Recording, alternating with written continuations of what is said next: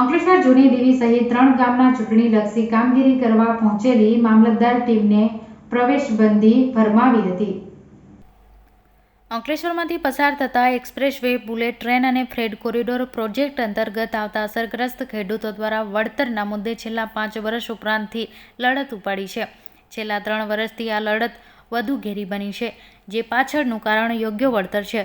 અગાઉ 852 રૂપિયા જૂના દેવીનું વળતર નક્કી કરાયું હતું, જેને નેશનલ હાઈવે ઓથોરિટી દ્વારા કોર્ટમાં પડકારી કાયદાકીય ગૂંચ ઊભી કરી હતી. જે બાદ પૂન ગામનો 660 રૂપિયા એવોર્ડ જાહેર કર્યો હતો, જેને પણ નેશનલ હાઈવે ઓથોરિટી કોર્ટમાં પડકારતા કૂકડું ગૂંચવાઈ છે.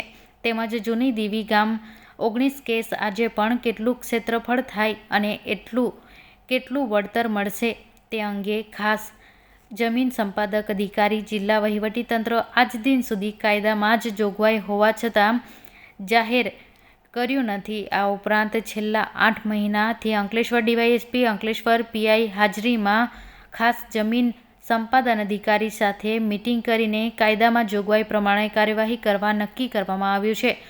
છતાં ખાસ જમીન સંપાદક અધિકારી અને જિલ્લા વહીવટી તંત્ર તરફથી આજ દિન સુધી નિરાકરણ કરાયું નથી, જેને લઈ ખેડૂતોના જમીન પાંચાવી પાડી હોવાનો અહેસાસ કરી રહ્યા છે.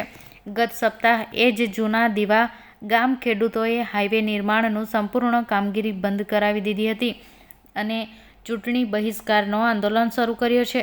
આજરોજ અંકલેશ્વર મામલતદાર અને તેમની ટીમ ચૂંટણીલક્ષી બૂથ માટે સર્વે કરતા માટે અંકલેશ્વરના જૂના દેવા ગામ ખાતે પહોંચતા ખેડૂતો તેમને માર્ગમાં જ રોકી દીધા હતા અને નારેબાજી કરી ગામમાં ચૂંટણીલક્ષી કોઈ કામગીરી કરવા આવવું નહીં તેવું સ્પષ્ટ જણાવીને વિરોધ કરી સૂત્રોચ્ચાર કર્યા હતા. આ ઉપરાંત પૂન ગામ અને નાગલ ગામ ખાતે પણ ચૂંટણીલક્ષી કામગીરી કરવા પહોંચેલી ટીમને પરત કરી હતી.